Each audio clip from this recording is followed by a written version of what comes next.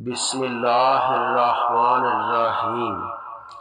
حضرت انس بن مالک رضی اللہ تعالیٰ عنہ سے روایت ہے کہ رسول کریم صلی اللہ علیہ وسلم کو جب کوئی مشکل کام درپیش ہوتا تو آپ صلی اللہ علیہ وسلم یہ دعا مانگتے: یا حیو یا قیوم برحمتک استغیث، اے زندہ اور قائم رہنے والے، میں تیری رحمت کے واسطے سے فریاد کرتا ہوں۔